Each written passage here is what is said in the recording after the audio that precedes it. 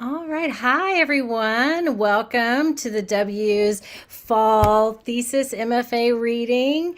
I am excited to welcome you guys all for Erin Matson's successfully defended thesis on Monday reading tonight. Yay! And she has some wonderful recent graduates joining us tonight, Megan and Christian. And I'm going to let everybody introduce themselves. They'll read, Megan and Christian will read, and then Erin will read, and then we'll have some time for Q&A at the end. So I will hand it over to you guys. Great. Megan, will you go first? Yep, sure will. Congratulations, Erin. I'm so happy and excited. And thank you for asking me to read. I'm going to read a short story, a really short story, one that I workshopped with Erin a long time ago, and she said it was one of her favorites. So I'm going to read Hand Mixed. Sadie's mother-in-law was a real bitch, a good southern sneaky one, the kind of bitch that forced her son to pass on his scholarship to give it to someone just as worthy, but less fortunate. That's what she told her Sunday school class. A student of color, maybe a boy with a single struggling mother. It's just what the Lord put on my heart, you know. She was the kind of bitch that organized the yearly Natchitoches Cakes on the Cane Bake-Off and acted surprised when she won first place for her Momo Claire's Lemon Berry Drizzle Dream Cream Cake. Every year, every single year. Sadie's mother-in-law lived on the Cane River, not the old dirty Red River where Sadie was from. When she met her mother-in-law, she'd hoped the second-hand dress and two small shoes would mask the trash. It didn't. Sadie's mother-in-law sniffed her out the moment she stepped through the door. Cheap. She all but died when her son let his intentions be known. Are you serious? That's who you want to marry? It's been over a year, Mother. A year longer than I imagined. She paused. Honey, this girl was a fun time, I'm sure, a good joke to play on me, but it's time to be serious. What about Fallon? Mother. What? Y'all were always so sweet together when you were little, and her daddy is looking for someone eager like you, maybe make partner one day. Louisiana lawyers do well whether they want to or not. Stop it, Mother. The wedding was incredible as only it could be. Nothing but the best for her boy, regardless of his choice. More cash was spent on doves and booze than Sadie'd ever seen in her life. I can pay you back for this. I've picked up some extra shifts. At the Catfish House? She laughed. So I can expect payment in full by the time I'm dead? Don't worry, honey. It's nothing. It was not nothing. Mother wants you to help with the cake. Her new husband ran through the door smelling like a new Louisiana lawyer leather chair. Her cake! The cake! Momo Claire's cake! The what now? Momo Claire's Lemon Berry Drizzle Dream Cream Cake. It wins first prize every year. I'm sure it does. Sadie, please, this is a good thing. She's finally accepting you, accepting us. We've been married for a month. Sadie didn't like the hope in his heart and couldn't shake the suspicion in hers. I'm not much of a cook. This isn't cooking, it's baking. Lord, Sadie, just do it, please. Mother means well. So did Lucifer. Sadie's mother-in-law laid everything out on the marble top, her Momo's recipe card set on high like a golden calf, the only good thing that had come from her childhood. She came from Grant, and her parents were dead.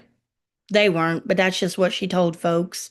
Her Momo Claire, though, Momo Claire taught her that anything that couldn't be bought up could be cooked. Sadie's mother-in-law had to catch her breath when Sadie walked through the door without taking her shoes off. Tippy had just shampooed the carpets. She'd vacuumed the lines in the crisscross pattern she liked. And those shorts? She could see all the way to her snooch if she looked hard enough. You sure you don't want to change into something with a bit more coverage? I'd hate for you to get flour on those cute little shorts.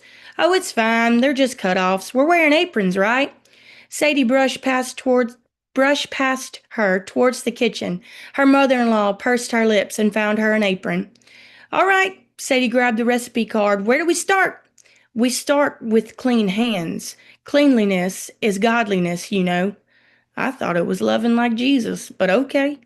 The cake baking process was much more involved than Sadie realized. There was the temperature of the oven, the butter had to be soft but not melted, the eggs had to be fluffed but not beaten to death, too much fat and you'd end up with an iced brick. The lemon juice had to come from freshly squeezed lemons. Momo Claire's name will not be sullied with store-bought juice. No fake lemon juice, yes ma'am. All right now, it's time to mix the wet with the dry. As Sadie's mother-in-law washed off some dirty dishes, Sadie fished the hand mixer from the cabinet. The whir of the motor turned her blood cold. The glass bowl she'd been rinsing shattered in the sink. Sadie stopped. Have you lost your God-given mind? She jerked the mixer from Sadie's hand so fast her French tips sliced Sadie right through the squishy part of her finger pad. Don't you know how to read, you hick? Momo's cake is to be mixed by hand. This machine is going to knock the air right out of it. You're going to ruin it. My cake. You want to ruin my cake? Haven't you done enough already? What have I done? You know what I'm talking about. Don't make me say it. Just take what you want and leave. Sadie's mother-in-law reached behind the cookbook stand and slid an envelope in front of her. Annulment papers and a check with more zeros than had been used on those doves. Sadie didn't think about the student loan she could pay off. She didn't think about the car she could buy. She didn't even think about her husband, how she loved how nice he was, how funny he was, how safe he was. She thought about the river, the dirty old Red River. What's so wrong with people like me? Honey, she smiled as she slipped the check into Sadie's shorts, patted her hip. If you have to ask, then you already know. Maybe it was a smile or maybe it was the sting of the lemon juice running down her arms, but the manners her mama had raised within her left. Sadie was the kind of bitch to track dirt on shampooed carpets, the kind of bitch to walk over to the machine mix cake batter, swirl a big blob with her bloodied ring finger, give it a lick, and spit it back in the bowl. Your cake tastes like ass. Sadie was the kind of bitch to trash her mother-in-law's kitchen and snot right in Momo Claire's dream cream.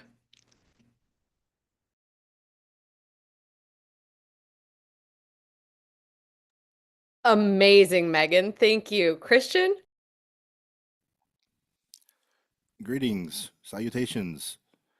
Yeah, I'm really jazzed to be here. I'm Christian, obviously. She said my name and I'm speaking, so we got that. Also, I wore white because I thought that was the plan. So if I look like a character from, okay, there it is. All right. If I look like a character from Touched by an Angel, this is why. So we're gonna be euphoric and such.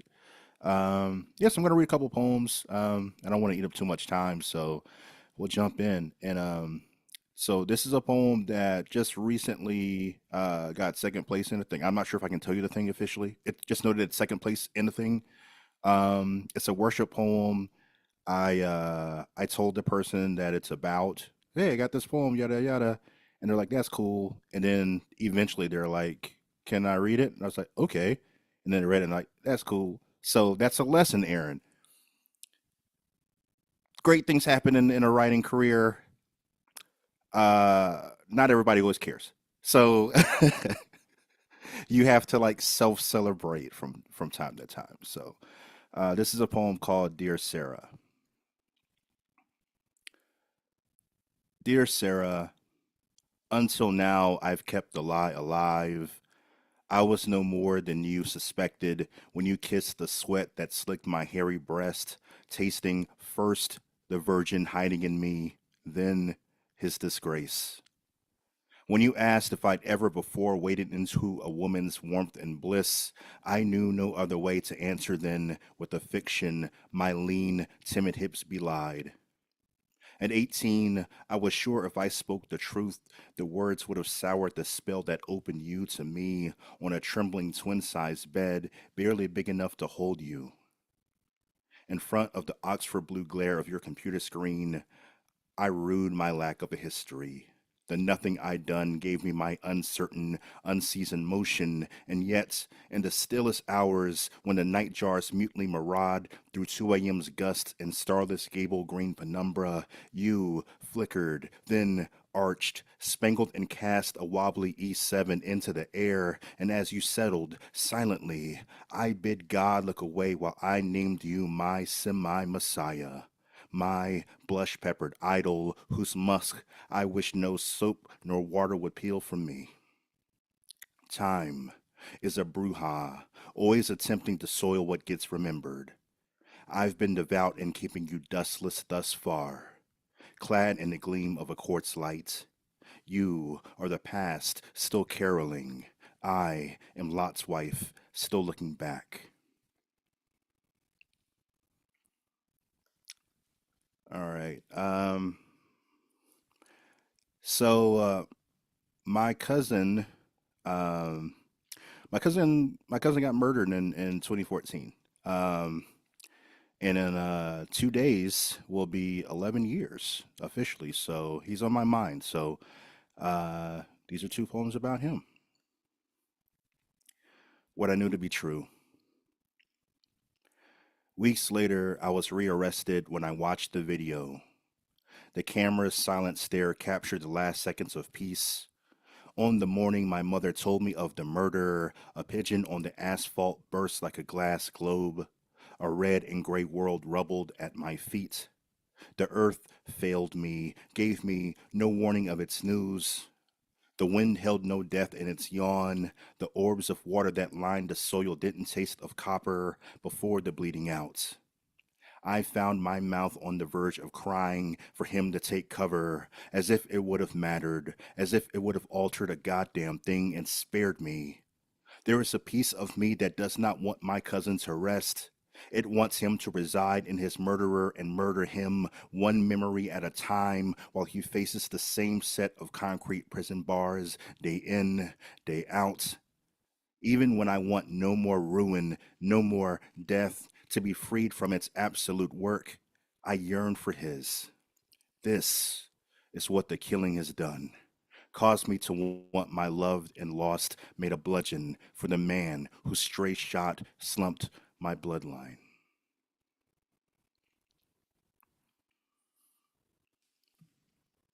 All right, last one. In his place. Somewhere beyond the window, wind drags its ghost through the leaf-smudged trees. It reaches in to pull my face from the news of another black man murdered. This little wonder of nature, the bullets bringing my cousin back to me, allowing his voice to pass from the paunch of one realm to the next to tell me I am on his mind. I am on his mind. I look up and don't find him. Discover a silver rock dove sitting songless on a rain gutter's brow. It says, if you want to see the wound, I will show you. You can dip your feathered hand into the black pool of it. Its tide will climb to dye your palm with grief. He extends the sloped head of his wing, changes his mind, leaps and becomes a hurled stone gliding through afternoon sky. Leaves behind the truth like a spent shell casing. Morning doesn't die. It's hunger, ever gnawing, the oily puddle of night that never leaves. Thank you guys. Thanks so much. Erin, congratulations. I wish you all the good juju. Thank you. That was beautiful. And now I have a tear in my eye, Christian. So that's quite a beginning. Well, I want to, before I get started, thank you to everyone for coming. I know you all have things going on in your life. I'm amazed to see you all here, and it means the world to me. Um, I want to give my profound thanks to my dear friends, Megan Prestridge and Christian Collier, for agreeing to share their incredible work during this reading. I was joking. I was like, talk about the bride inviting the wedding party to wear white. But I love you guys. Your friendship means the world to me, and your comradeship, your artistry, all of it. So I signed up for this program to write this novel that is my thesis novel. I was a writer before. I could have written this novel on my own, But I believed my character deserved me growing as a writer to fully tell her story because I cared about her story. And frankly, I am so very tired of people not caring about the routine, almost routine beatings and killings of women by the men who say they love them. My greatest hope is for people to read the story and better understand men's violence against women, even if that woman is someone who's complicated, unlikable, drunk, drug addicted, whatever it is. My protagonist is very unlikable. I am so grateful to the Mississippi University for Women for this opportunity, and I'm very proud to almost be an MFA graduate in a few days. I want to especially thank my thesis advisor, Dr. Brandy Wilson, who has been so encouraging and wise throughout many risky choices and changed plans that I've brought to the process, as well as the other just sage and supportive members of my review committee, Mary Miller and Dr. Lamar Wilson. And I also want to thank every professor who taught me, Dr. Kendall Dunkelberg, who heads the program and is here, and every fellow student who sat in class and workshops with me. I am a different writer today because of all of you, so thank you. So I'm going to read from 4 sections of my thesis novel. It is titled Survivor. This is from my introduction. My protagonist is Veronica Morrison, and she is in the ICU. While she doesn't know it yet, the hospital has booked her under a pseudonym for her protection. These are her words. This is what the nurses say to each other when they think I'm not listening. It seems the doctors and the nurses think that I'm not conscious at all.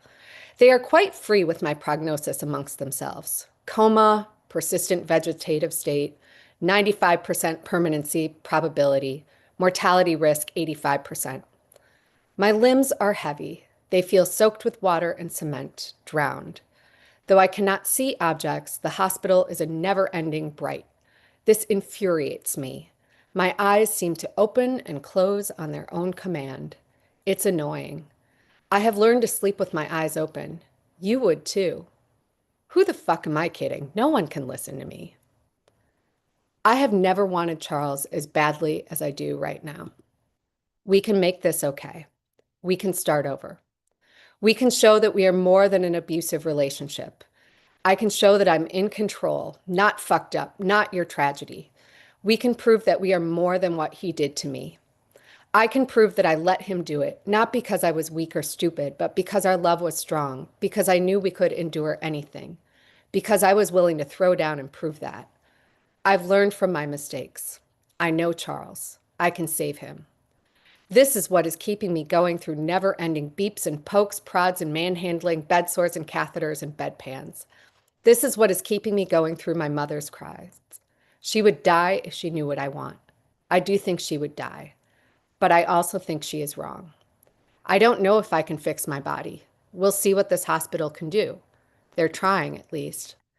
But if I get out, can I fix Charles and me? Yes, I can, and I'm determined to do it.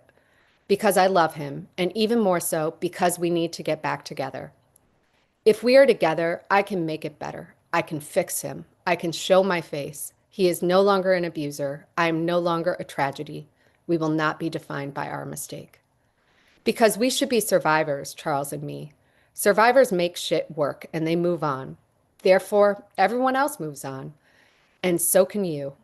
Otherwise, you've got failure. A failure you're defined by forever. Humiliation.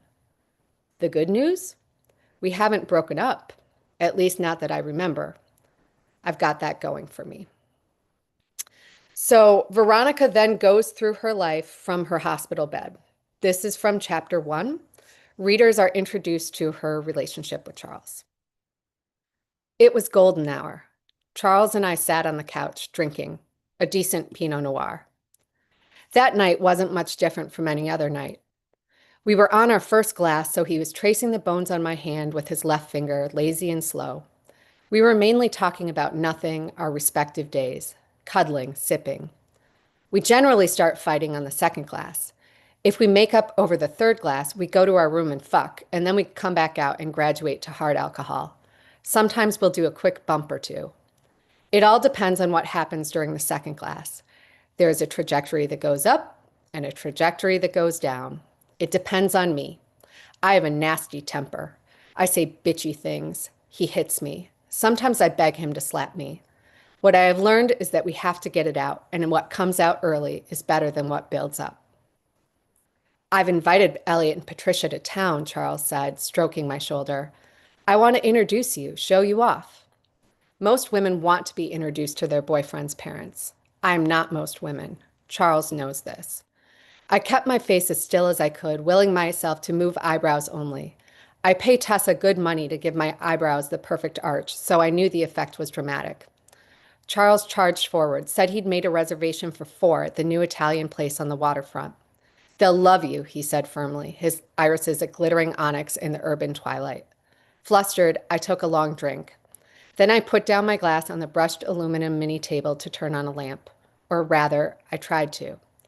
The glass fell onto the heated stone floor, shattering. I looked to the edge of our white shag rug. It was spattered in red. This is your fault, I snapped. You know I don't want to meet your parents, and you know I don't want to go out for dinner. He stood up and walked onto the half-moon-shaped shards from my wine glass. Unlike me and my bare feet, Charles wore slim, athletic trainers with a sole thick enough to protect them. He stomped in a little circle, grinding his heel in, leaving little specks everywhere. You stained the rug, he said. I'll have to buy a new one in case they come over after dinner. I said, I hissed, I don't want to meet your parents, and I don't want to go out to dinner.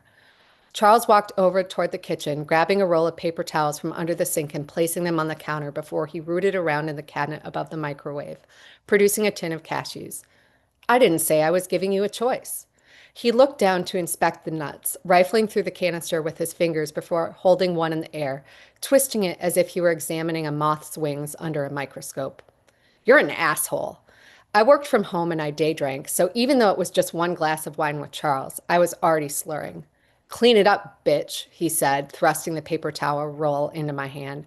I need some shoes, I said. No, you don't, he said, and he pushed me onto the floor. Cut glass was everywhere, and it cut into my knees.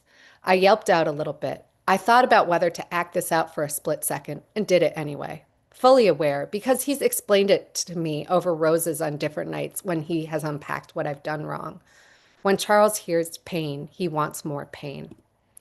Charles walked over to the bar cabinet, produced a new glass. Then he poured himself a second glass of wine. I understand that you may be bleeding, he said. Does the damsel need help? He folded his hands under his chin, batted his eyes. Damn this fucking guy. He was about to smack me or fuck me. You never knew what Charles you were getting from one moment to the next. It's part of what makes him exhilarating. He could be about to punch you or give you the best orgasm of your life or both at any moment. All I knew was that we were on the second glass of wine and it was time to fight. So this is from chapter 15, in which Veronica and Charles confront her past. When they start dating, they never acknowledge that she's gone viral for an elaborately staged marriage proposal to someone else gone wrong. She is a very hated woman for this. It caused her to receive death threats, lose her job, lose her friends. In this scene, Veronica and Charles are in their own apartment and they acknowledge her past for the first time. We'd bought a new coffee table. You could look through the glass top to an exaggerated white shag carpet. It was absolutely perfect for doing lines, a fucking work of art. Cocaine amped me up and made my heart race, but every so often it took my anxiety and melted it off. Perhaps it defied common sense that a stimulant could calm me down, but it relaxed me the same way a big workout could. In any case, I was in my blissed out, eyes dilated place as Charles took the remaining trace powder on his fingertips and rubbed them on my gums to make them numb and happy. I could barely feel my teeth as these actually momentous words cascaded out of my mouth. I've been having internet problems. What do you need? What do you mean? Do you need me to reset the router? Charles's eyes were incandescent beads. His voice suppressed mirth. Come the fuck on, I said. He sat there. He pursed his lips. He stared through my head. He yawned. You fucking know who I am, I said. Yes. Your name is Veronica Morrison. I sat on his lap, looking up at him as he used one hand to pull back my bangs and another to trace the boundary of my forehead. I tried to shoo him away. I wanted to turn my face, but he pressed down harder than before. I had nowhere to go. Seriously, I said, you need to shut the fuck up. What is this hostility? Who is this person? Does she need a snack? Is she tie-tie and in need of a nap? This time the voice was high-pitched and condescending. Shut the fuck up. This impacts you too. Can we grow up and face it? Face what? You're the one trying to turn away from me. I overcame him and sprang from the couch. Big cocaine energy, I guess. This, I screamed, waving my phone in the air. I mean it this time. You are overtired. You should go to bed. I began to shake involuntarily, giant tremors to a horrible beat. I cried silently, then slappily. My nose dripped onto my heather gray cashmere hoodie. Drat, I had been wearing foundation. Likely permanent stain. Below my eyes, I could see my mascara running as I hunched over my phone, scrolling, typing, cursing. Are you the only person in America who hasn't seen this? I threw the phone across the room. Hey, fucking hey! What you just did could be counted as domestic fucking assault. You don't throw shit at your boyfriend. My head throbbed and spun. I was on defense, on offense. Whatever I was wrong. I'm sorry. I'm sorry, Charles. I picked up the phone from the floor. I breathed. I honked. I shuddered. Show you this. I rushed out. If the Lord had presented me with an option to tear out my voice box and die, I would have taken it. Ah, I wondered when you would get around to bringing this up. You fucking asshole. My voice rose. It broke. You did know. Of course I knew, dear. How could I have missed that I've been fucking America's sweetheart? Ah! I ran to the black marble kitchen counter in the loft and picked up his half-full glass of water and threw it on the ground, shattering the glass. I need you to calm down. His voice was flat, condescending, directive. The broom and pan are in the front closet. If you wait until maid service arrives, you might cut your foot. I ran to the bathroom, not giving a shit anymore, wiping my nose on my sleeve. He called over my shoulder, "You might not want to snot on that fabric." I stood in the bathroom and stared at the wall. My teeth chattered. After I had caught my composure, I walked out with the broom and pan, my fake black hair wet and matted to my cheeks. I picked up the broom and swept, a poor little match girl in her own mess, with the good fortune to clean it up for her housekeeper. The little bits of glass made desperate pinging noises as I tilted the pan inside our brush-stepped steel step can. Charles strode over in his bare feet, looking straight ahead. He draped his arms over me and hugged me like a pretzel, or a straitjacket. In any case, the hug was strong and authoritative. In hindsight, I think that was the moment I became his forever. Possession, possessed, known. Game, set, match. He kept holding me, whispering, "Shh, shh, my love," over and over. It felt like absolution at the time, and I began to meep and cry softly. I apologized. My sorry was real. "Don't," he said. "Don't say sorry. It's already done. It's a fact, already done. A fact can't be undone. A fact has no value. A fact is a condition that already is." I pulled away and looked into his eyes. Who was this creature? "I want to remember that," I said. "A fact is a condition that already is." "Just like us," he said. "Veronica and Charles. Charles and Veronica." He began to tug slowly at the zip on my cashmere hoodie. The only thing I had underneath was a fuchsia lace bralette, but not for long. He pressed me to the counter. There was never time to pull the shades down. So this is from chapter 16. And for context, Jay is the man who didn't marry her, and Mallory is her former best friend. I stepped out of the shower, the light of the bathroom pooling behind me. With this effect, I must have looked like I was on stage, on display. Charles was stirring in bed. His eyes were half open. His smile was relaxed. He patted the bed beside him. I patted over, hunched down, as my white terry cloth robe began to gap open. He cupped my face and moved in to kiss me, but stopped. "You're getting a zit," he said. He pointed. "You should really find a dermatologist, sweetie." I could be almost anything, but I could not be ugly. I knew somewhere deep down that I was not ugly. Yes, an eating disorder didn't inspire confidence in my self-confidence, but having spent all the hours starving and barfing, I knew that I had earned the enviable figure that hung beneath my bird collarbones.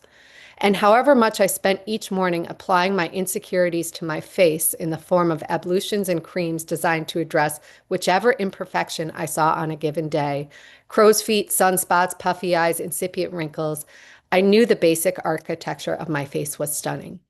It was my beauty that allowed me to get a bit away with being as horrible as I was. I could not let Charles take my beauty away from me. I recoiled, tears smarting from my eyes. The curtains glittered like onyx. The next night he apologized. You know I know you're beautiful, right? His fingers stroked my arm and our red velvet couch. You know we're a team, right? That's right, baby, I said, a team. We've got to be a team because otherwise you'll be alone. It is pretty fucking giving of me to take you on. And I am looking out for your best interests. I am. So that's why I need you to take my suggestions. I could smell roses. There were no roses. I could smell roses because I needed to smell roses. He didn't have to give me roses. And he knew that he didn't have to give me roses because I didn't deserve roses. Only an undamaged version of myself deserved roses. It was safer for everyone if I kept smelling roses that weren't there. You're not fooling anyone with the black bob. It's time to let it go. You look like a hooker or a Russian doll. He made an exaggerated pantomime of my body. You're going to spread as you age. Your body is not naturally thin. And I knew he was right, that the enemy was me, existing through time, with a body in desperate need of being corralled and controlled. And I pressed my fingertip to the velvet bench to feel its softness and smell the roses. Because I knew he was right, because we were a team. Because the only thing I could do alone was destroy myself. I had proved that. I'll go back to Tessa. I heard my voice, my sweetest, pleasantest voice, straight as an aluminum tape measure stretched beyond the place where the numbers stop. She's a lesbian commie bitch. She's gonna rub her nose ring on your titties and tell you to leave me. She is my only friend. And that's when his eyes turned red, red as roses, and he slapped me and the room smelled empty. The room smelled like no one was there because I was no one and he was someone, but he didn't have a smell and the roses stopped smelling. And nothing hurt. I was numb without drugs or alcohol, and that was a miracle.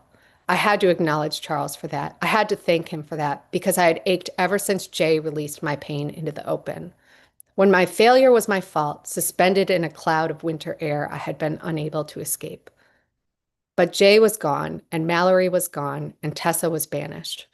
I was in a new reality, a different one. I had nothing but my screens and my pile of cash from shit posting and my aging body and Charles. I was alone. We were alone together. Alone with a shared lease and a plush velvet divan shaped for two. So I think I'll stop reading there in case there are any questions. And I'm also, thank you for coming. Thank you for listening. I know this is not easy to listen to. And also just, I'm super excited to share with y'all, especially those of you in the program, to let you know that my short story Hunger Strike that I worked on during this is about to be published in the next issue of the McNeese Review. So plan to check that out too. So thanks for coming.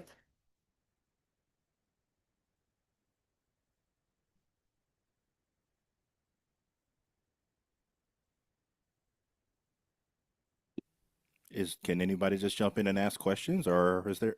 I don't want to upset the protocol. If there is, No, okay. no, jump on in, Christian. All right. So now that you've knocked out, this version of the novel, um, how do you see yourself now, at this juncture than when you began? Oh my gosh. That's a great question. So uh so at this juncture, I think what I need is a little more time away from this. And I want to do another revision after that. I have found through this program that and through this process in particular of completing this novel, that I really like having the structure of a big project. And so actually, like the moment I turned it in, I'm actually repeating it all right now, live as we speak. And I'm writing a memoir and like I'm doing it the way, like I got my bibliography going. I've got like assigned reading. I'm writing. The only thing that I've let up the brake a little bit is instead of, I was writing 20 pages a week on this for my first draft. I'm just giving myself 2 pages a day. I'm also giving myself time off if I'm traveling or we have guests visiting, which is not what happened before because there was no time for that. So my intention is just to keep writing and keep the process going. And I think my plan is to complete that draft, then go let that sit on ice for a few months, and then I'm going to come back to this, um, uh, do some final edits, and then try to find an agent to care. I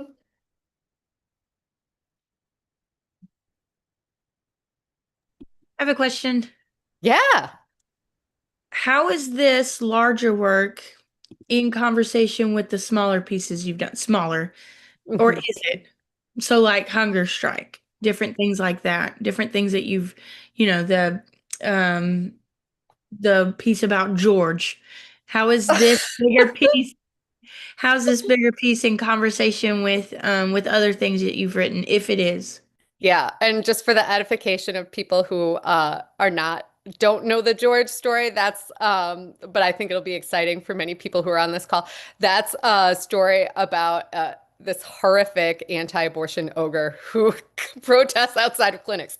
Um, so so that's a great question. I wrote a number of a few things. In fact, most of the stuff that I've managed to get published out of the program deals in some way, shape, or form with men's violence against women. It's something that I have chosen to focus on.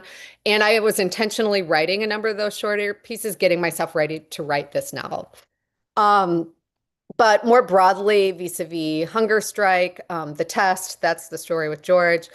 We talked about this in long residency. One of the things I was in Brandy's small group actually, and one of the things I was kind of being told by people is that I don't know, maybe they can speak better than people who are in that room, but that I really like to I like to write protest literature. I like to write things that are socially on topic, and explore through story some of the dynamics of what's happening in our society, things that maybe could use some tweaking, to put it mildly.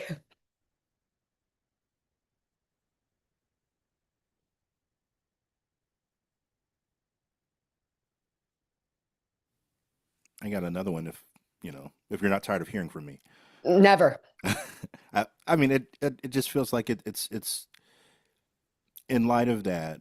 Um, I just feel like it's begging to be asked. Like, so who do you consider your work to be in conversation with? Who's also like a part of your lineage? That's a great question. And I'm gonna say like people that are not necessarily like people I want to hang out with or like people I want to be like necessarily. I have something going on with Bret Easton Ellis. I love the way that he writes just this like biting rich person like horrific asshole stuff, and it shakes me. I know that's shocking because I'm a feminist and that's kind of my whole life. Um, Otherwise, but that's one of them. I, for inexplicable reasons, have been torturing myself reading James Joyce, and I don't consider myself in conversation with him at all. But I have learned something from reading that. Well, first of all, like I mean, I have like one beer and that's it for me. But one day I realized I was like, oh my God, it's so much easier to read James Joyce when you've had a beer. And then I realized he was like a falling down drunk. This is one of the things I'm going to miss the most about not being in the program, like live, because we have these subscriptions to all these academic journals, and I understand it's about to go dark on me. But I was like, wait a minute, no one's written about the fact that he was like apparently he's a total fallen down, piss himself drunk. Um, but anyway, I really like his looseness and just experimentation. I've been thinking about a lot in my work. And uh, there's another project I want to work on, someone I want to be in conversation with when I've figured out my angle. I'm not even going to say him. He's horrible. But yeah, we'll stop there. Go ahead. Hey, Erin, it's Crystal. Um, Thank you for inviting us. This was wonderful. I need the cake recipe from the first story. From Megan. Yes, and the worship poem of that woman's body was powerful. I just wanted to acknowledge the other readers. But one, where are you getting the discipline to stay on track? And because I'm having some problems with just doing a PowerPoint right now. And the second is, what was the inspiration for the characters' names, or how do you choose names? Mm. Ooh, that's a great question. So in terms of staying on track, I have set very discrete goals for myself on this, and that was how I do it. At this point, I'm working on just a page goal typically. So I wanted to do 20 pages a week on this. I usually, if I have time in the morning before I need to get going, I'll come and write first thing. There's Robert Olin Butler from Where You Dream. He talks about kind of bringing yourself into a trance state. I light a candle. I do this, like the office smells great. The candle is only for creative writing, not for self-editing, not for anything writing adjacent, not for work. And that's kind of how I separate my desk and my headspace. In terms of names, I wish I could share some scientific process. That sounds great. I just did a lot of Googling and name generators, and I fall into this stuff. I can easily waste like a month trying to come up with a name that I want from my character, and I will go through it, and I'll read the meanings of them, and then I'm like, dude, you're overthinking it. But that's generally how I do it. Brilliant. Thank you. Check out the cemeteries and the graveyards. I feel like that's where I get a lot of names. I don't know. Ooh, that's a And good just suggestion. inspiration in general. That's great. And I'm actually in a cemetery at least once a week. Wait, what? What? Yeah, why? Well, tell me more. I know, it's so weird. Well, first of all, if I travel somewhere, and they're different cemeteries too. If I travel somewhere, I always go to the cemeteries. When I go to visit my dad and my parents at the cabin, my dad and I go to the cemetery every single time. Don't tell my mom this. She would be horrified if she knew this. We always go by the headstone. We've even taken pictures of us like laughing hysterically by the headstone because I'm going to go visit him later sometime, so we might as well have joyful memories. But right now, I run in cemeteries at least once a week as well. So I'm constantly in them. There's a neighborhood there. I'm talking about things we don't need to know about. There's a neighbor who doesn't pick up after her dog, and the dogs aren't allowed in the cemetery, and she walks her dog, and sometimes, and I just think that's awful. So there you go. Every year I learn something new about you. Yeah, and I think that any sort of villain should be named after a neighbor who doesn't pick after her dog. Yes. Oh my gosh, yes. Not like there's some people who've been in workshop with me and might be like, oh, wait a minute, I seem to remember that making its way into a story.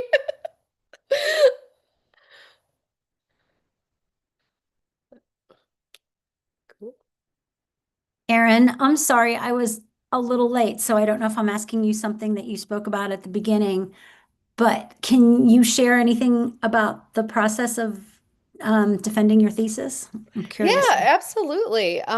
So it was with the two Dr. Wilsons on this call, Dr. Brandy Wilson and Dr. Lamar Wilson, and Mary Miller. And Dr. Brandy Wilson was my thesis advisor. And so I'll even take it a step back. So there's 2 semesters of thesis where I worked on the novel. In the first semester, I wrote that first draft. That was really intense. And the second semester, I was focused on revision. The defense was just an hour long, and based on the sage advice of my dear friends Megan and Christian, I put together a one sheet of some key points that I wanted to convey about it. And I also came up with answers to a number of challenge questions in case they came up, because I knew I'd made a number of unconventional choices, both in terms of my narrative and my structure, as well as doing a number of things that I think Dr. Brandy Wilson helped me to see them as risky, but they're like things that you're not supposed to do. I did a number of things that you're not supposed to do or that are riskier in this, starting with the fact that, um, that it's a person in a coma. Like you're not supposed to do that. But it was very important to this story. Thanks. Hi, Erin. Congratulations. I'm very curious about what some of those risky choices were that you're not supposed to do. Can you tell us more about some of those risky? Absolutely. And so I didn't read from those parts because it might have been a little crazy, but I didn't go so far as House of Leaves and Mark Danielewski, if anybody has read that, but there actually is there's a chapter that gets kind of whacked out that is, it's not a poem, but we've got words splatted on the page, like basically the figuring out the being in pain, the disjointedness of being hooked up to all these machines, not knowing what the hell is going on. So that's one example I have, in many ways it comes in different books. And so it's, although it is a protagonist who is in the ICU in a coma, thinking of her life, it still goes through a narrative, right? Where it's told in the past tense. But there are a number of things that I would call, I don't know if they're like interludes or what, but where she kind of has breakthrough moments, and it's where she's fantasizing about if something had gone different, might she be in a different place now? I'm not going to give away the ending, but the ending is another thing you're not supposed to do, and I did that. So I think those are the primary ones that come to mind for me.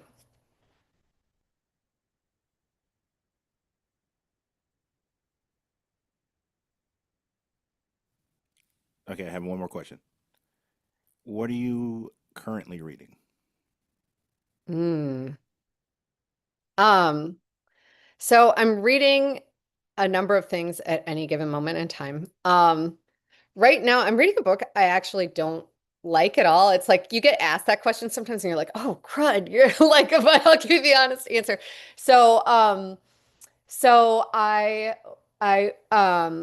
was picking up This Changes Everything, Naomi Klein on the planet at the library, and I was like, "Okay, let me look at like the new books."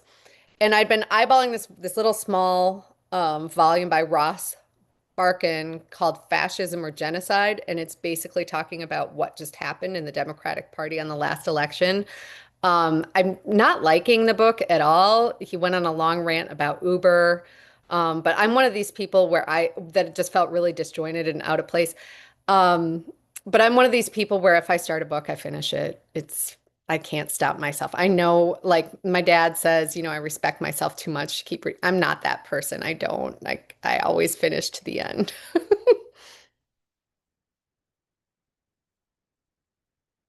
Which book in your or which piece in your bibliography influenced you the most during this? That's an interesting question. There were several that influenced me quite a bit. Septology by John Fosse. So this is actually another risky choice that I made. So this is like a 700 something page book that's all one long run-on sentence, stream of consciousness, which there are also a number of like stream of consciousness whacked out things that happen in mine. So I absolutely loved that book. I also really liked, and we actually read this for one of Mary's classes, Loverboy by Victoria Redall, who, by the way, just had like the talk about 5 books that influenced me in Wall Street Journal last weekend. But that's a really interesting one because in that one, it's a very unlikable, whacked out woman who also, winds up in the hospital. And I thought that was a really interesting thing. And then the last thing I would say is I initially tried to replicate the structure of Han Kang's The Vegetarian. I actually initially did this as three novellas, which is the way that book is chopped up. And I realized, and Dr. Brandy Wilson was so supportive on this, after I wrote the first two novellas, that actually the third novella was just the full novel, and I needed to kind of just restart and focus there.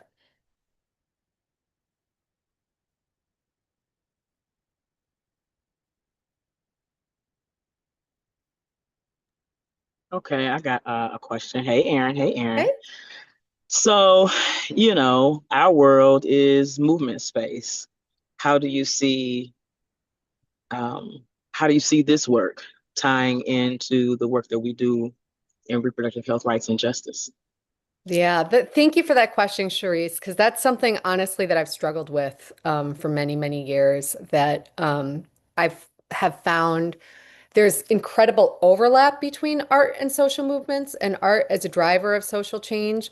And I have also, and this could be my own defects, and I fully own that too, but I also often feel um, that art depends so much on sharing things as they are, however messy and uncomfortable they are. And in movement spaces, we talk a lot in our movement spaces about wanting to accept all stories, but that's not necessarily actually the case, that there's some stories that are more championed than others.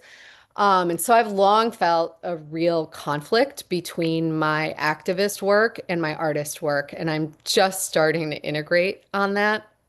I think, just seeing you at the convening last week, and I'm really starting to feel that uh, that the more that we do champion art and individual storytelling and pushing those buttons, no matter who we are, no matter what stories we kind of have to tell, is actually how we're going to make movement work move forward too. I mean, there's no question. I wrote this novel because I am so hopping mad about men's violence against women. I am so hopping mad every time I see, just someone else who gets killed. I just saw like another thing, on Facebook, a new person. It's just kind of this constant drumbeat and no one seems to care. And so I also think that that writing in particular, I've always found that there's people who are willing to write or read things that I write who would never listen to me talking, who would never, if they saw me, holding a street corner or holding a sign on a street corner or like yelling into a bullhorn, are not going to listen to me. And so it's just another modality at the same time. Yeah.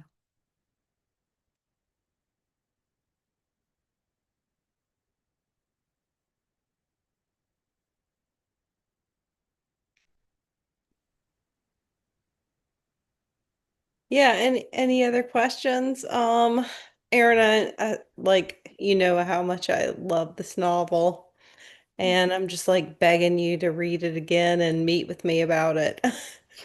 It's amazing, and you don't get to see, just reading these excerpts, like how good it is. Um, yeah, and I just loved hearing you read from it, and I also just got Invisalign, so I have a lisp. Um, but yeah, does anybody have any other questions? I have one, but going back a couple of things. First of all, I just was reading today, Dangerous for Girls by Connie Vasine. Have you read that poem, Erin? You might want to take a look at that poem. It's called Dangerous for Girls. Okay. But I'm going to be starting my second semester of thesis, and I'm curious where in the process, because you mentioned how you started with this idea of novella as short stories or novellas coming together, like in Vegetarian. Where were you in the process when you realized, oh, no, it's just the one? Like, did this happen before your first semester of thesis? Did it, as I'm sort of getting less tethered to where I had started, Mm-hmm. and I'm not sure what's going on, but I'm just curious where in that process you decided, no, this is a novel. Yeah, and I always conceived of it as a novel that was like three novellas together forming a whole, kind of like Han Kang's Yeah. Vegetarian, how she pulls that off. I'll answer the question first in terms of the extremely important one that I was concerned about, which is timing, because I really want to thank Dr. Brandy Wilson because, I had this all project, like, dude, you all know me. You know that I lead an organization. Like I've got the kid, I've got all the things. Like most of my writing, a lot of it was happening in like the parking lot outside of gymnastics. Okay. Let's talk about like real talk. I do not have much time here. Okay. And so I was getting it done, but I'm almost done with the second novella. And I'm like, oh my God, I'm not Dr. Brandy, like I'm not going to have this to you on the date that I said because I realize I could just finish it this way, but I realize now that what needs to happen is this. And for me, the second novella was so they were told from different perspectives. The second novella was actually Charles, which was messed up to write. I got to know the backstory of how they got together in a way that was quite disturbing and informs, but is not in that. But I also there's a thing called Save the Cat, and it's actually one of the books I read. It's about screenwriting, but it's basically this idea that if you have, a ogre or a villain, you've got to give them something likable. You've got to humanize them. And I was just like, you know what? I don't want to humanize Charles. Like, I don't, like, there is so much space for, like, well, why are men doing this to, and I'm like, the world is doing that. I don't want to do that. Okay. And so that was part of it too, where I was like, I don't want to give Charles a voice. And so it was after writing that, um, and I also really realized that the first novella, which was also in Veronica's voice, was really just a little bit of backfill that was going to be in the main novel, and that the main show was really what happened between Veronica and Charles and what she very much saw and experienced as their love story. Thank you. I have Saved the Cat too. It's a good book. And I love the writing books. They really helped me in this process. Yeah. Thank you. Yeah, thank you. And congratulations. Thank you. Thanks so much for coming. I think we are just about out of time. I wanted to see, I don't have access to the other like Facebook and whatever chats. So I don't know if there are any questions on there or if we want to take any of those. You might look at those, I guess, later and address those, but we may be out of time to address them now. But I want to say that it has been an honor and a privilege to work with you on this process and this project. I think it is very important, and I'm so proud of you for getting it out there.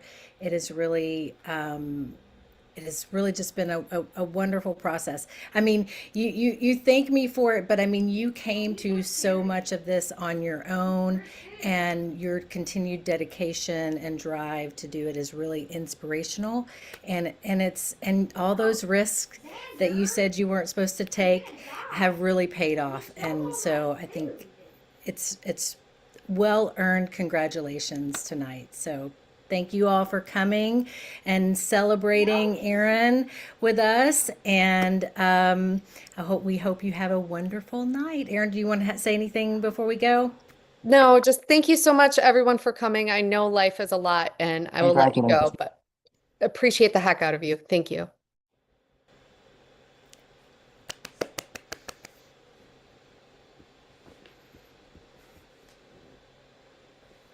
So proud.